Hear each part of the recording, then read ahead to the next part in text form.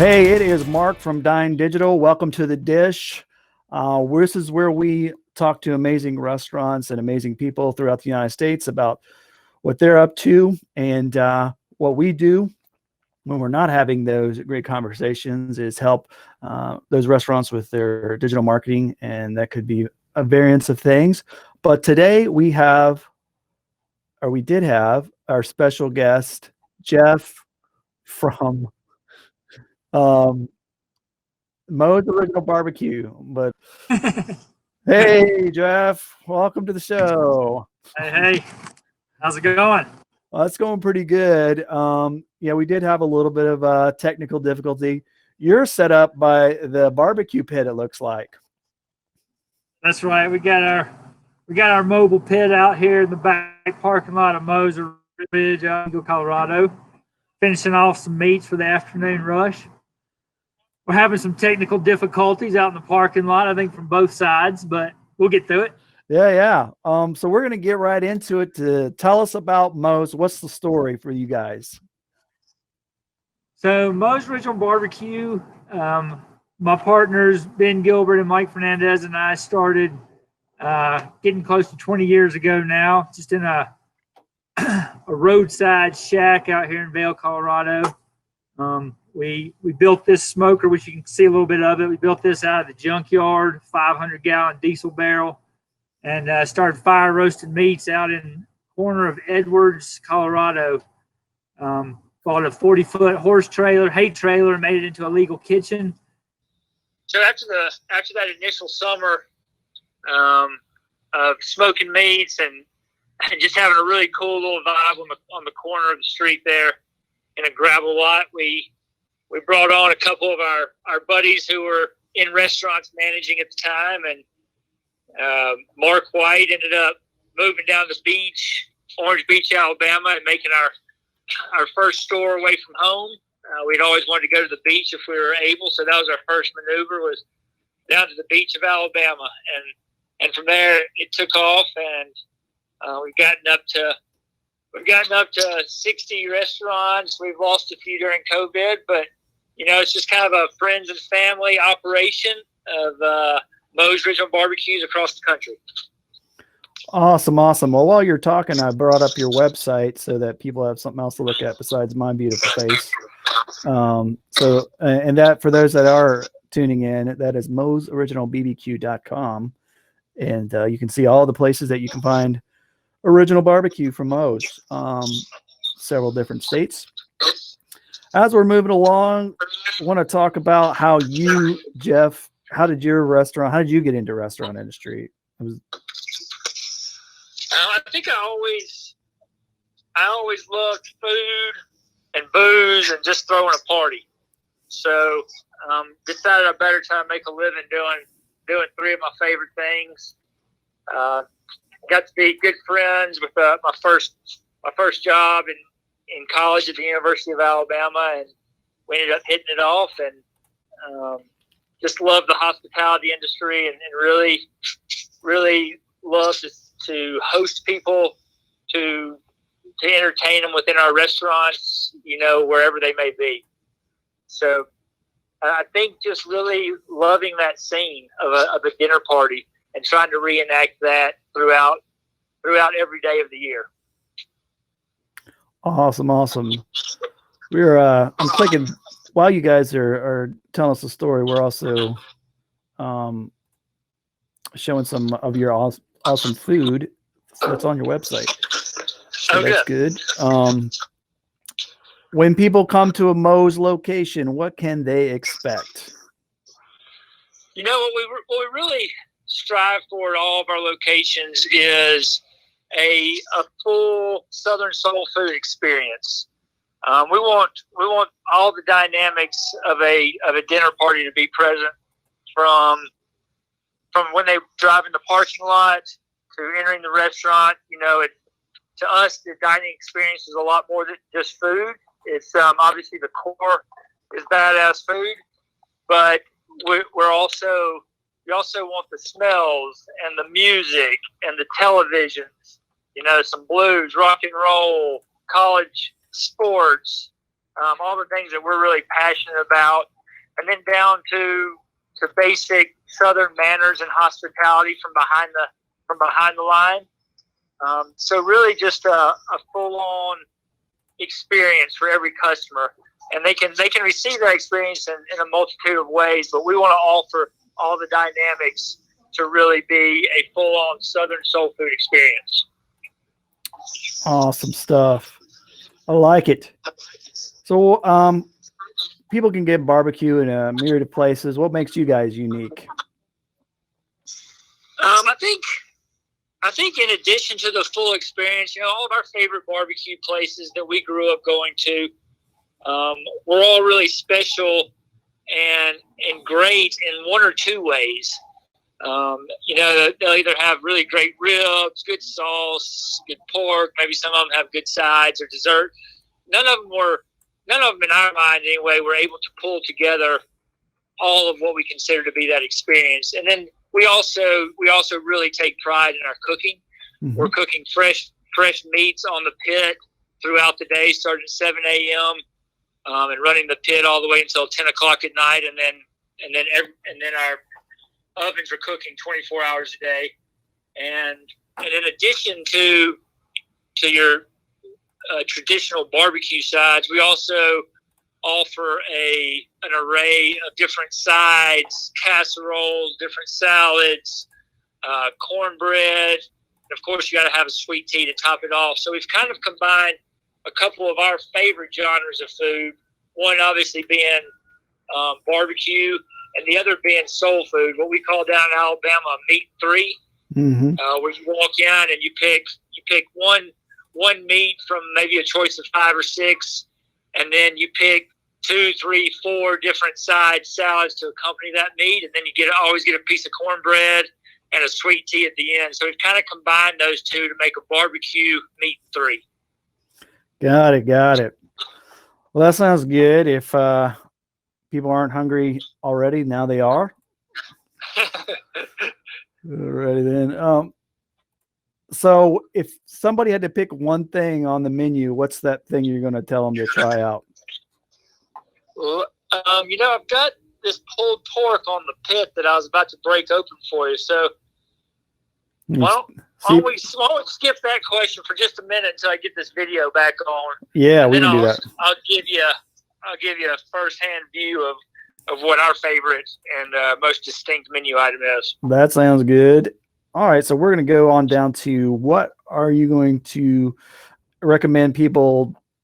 I guess when people are coming from out of town, there's lots of places you guys are. So maybe a couple of the cities that you guys are kind of pretty well represented in. What are some other things that people could do maybe in Alabama or one of your other locations?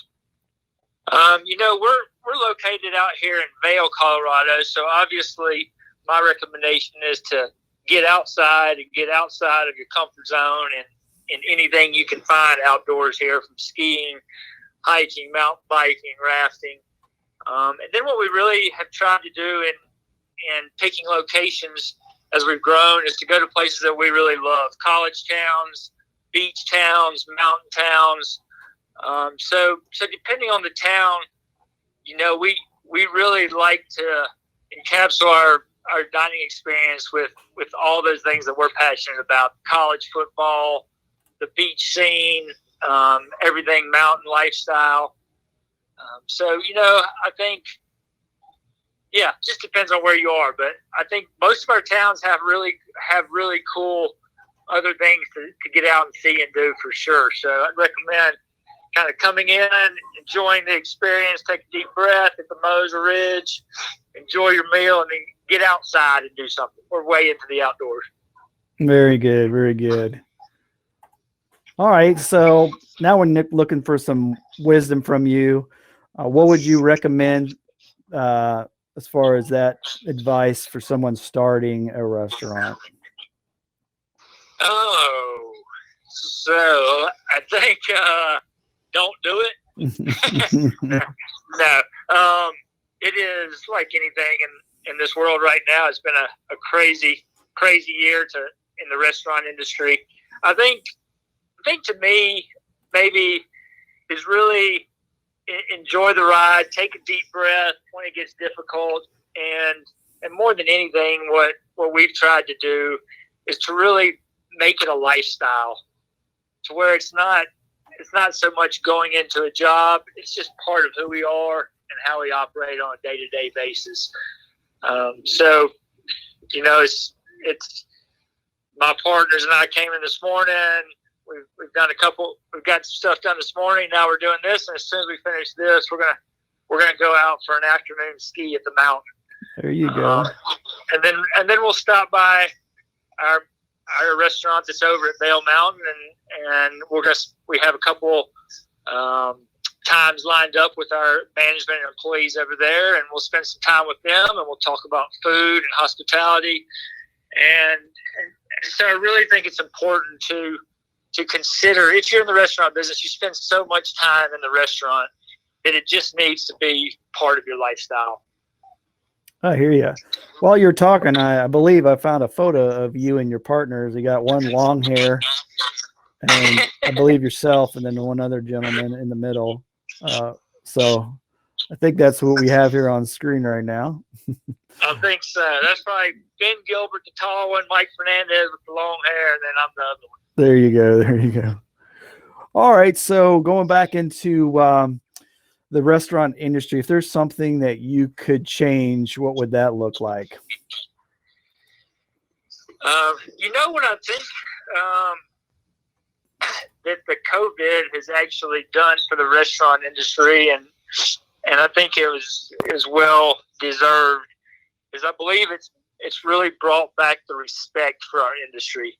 People can no longer take it for granted that they can just walk down the street and get some really good food for a good value.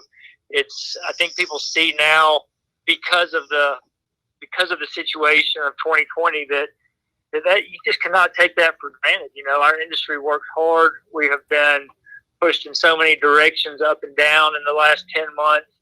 And I believe that people in general respect the industry more. And I feel like that will be something that lives on as normally accepted from here on, is that the restaurant industry is badass and we deserve the respect. We're working hard to put out really good food constantly throughout the day.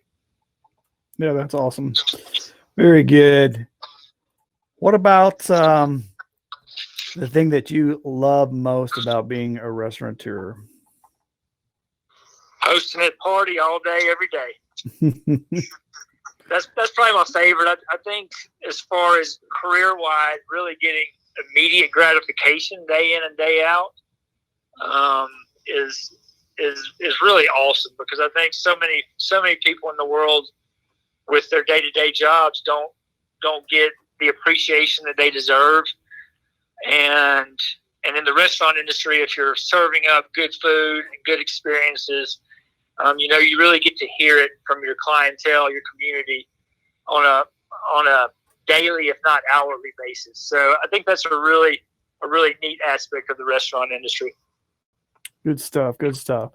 I know we've talked before. You do a lot of giving back as part of Moe's. Tell us a little bit about that. Well, you know, we've always believed in community. Barbecue really is all about community. It's barbecue and blues, we feel like, is kind of brings all walks of life together. So it's been a really good avenue for us to be integral parts of many communities across the country. And it's just one of our values as a concept, is to be heavily engaged within each of our individual communities, and really putting into all of the local schools and churches and governments and Little League, ballparks, and it's really cool. We don't necessarily push anything per se. I got you. Yeah. All right. Back in action. Woo! Nice. And you get to see the last couple questions of some pulled pork. There it is. Yeah, so we're going to wrap up with a pro cooking tip So this is going to be a barbecue, hopefully, cooking tip. And then you're going to show us the barbecue. Yeah, so I think, to me, cooking is a very individual kind of experience, and so I think it's important to just have fun with it, understand the basic techniques of cooking, but then kind of put your own flair and creativity into whatever you're doing. As a concept, we of course try not to let too much individuality go across, but we do to an extent because we think that's an important part of what barbecue and cooking from scratch is all about. Yep. So what I've got here is I've got our afternoon pit ready to come off. I've got some ribs, turkey, chicken, and I've got some pork butts. This is the Boston butt. It's from the shoulder of the pig. So this is what we use for pulled pork. I'm going to show you real quick. This is my favorite product, and I think the one that should be tested if you get out to a Moe's Original Barbecue. If I pull out the shoulder bone there, the collarbone, throw it on the fire, I'm going to see that my meat really just breaks open super easily. I'm going to get some of the larger fat pieces off. And then what I'm going to do is I want to keep the integrity of the meat, so I'm just going to kind of break it up. And then I'm going to use what we call a Sop Sauce. This is Moe's Original Barbecue Sop Sauce, and we only use it on the pulled pork. But it's a vinegar-based sauce that we believe really kind of opens up the taste buds and brings out the unique flavors of the smoked pork. So after we pull it and sop our pork, then I'll demonstrate just on the side. We do red sauce on top, and then another part of what we do that is unique, used to be more unique, a lot of people are doing it now, is a white barbecue sauce. It's a mayonnaise-based sauce. So on different sandwiches, especially a Bama style and some of our poultry sandwiches, we do a white sauce in addition. So we're cooking on applewood, smoking, giving it a good time. You can see the color on all of our meats, and then hitting them with 2 to 3 different sauces, depending on what the product is. And we believe that's really a unique part of what we do. And it really, really helps us to stand out amongst the barbecue world. Well, that's awesome. I was a little bit stop motion, which is cool. Hopefully in 2021, Colorado will get good internet. That's what we'll hope for. Yeah. Well, it's been awesome to hear your story. I want to make sure everyone does realize that Moe's BBQ is the Instagram that we've been showing off today. And you can also follow them at moesoriginalbbq.com at their website, like we've had earlier in the interview. So you can find the locations. Hopefully there's one near you, or maybe there's one coming in the near future, right? That's right. We're continuing to grow. So we're not letting the COVID stop us. We're moving forward, coming in hot. Town near you. There you go. That sounds great. Any last final thoughts you'd like to share with our viewing audience? I mean, we really appreciate you doing this, and we appreciate everybody out there supporting the restaurant industry through this wild year of ups and downs, and really looking forward to 2021 for the industry to come back super strong. Yes, I echo those sentiments. Thanks to everybody that is supporting not only a wonderful franchise like Moe's, but their local establishments. And while you're on the internet, please give a follow to dine.digital, and because we'll be having more amazing conversation with amazing people. All right, Jeff and everyone there, have a great holiday season. Thank you so much for being a part of the dish.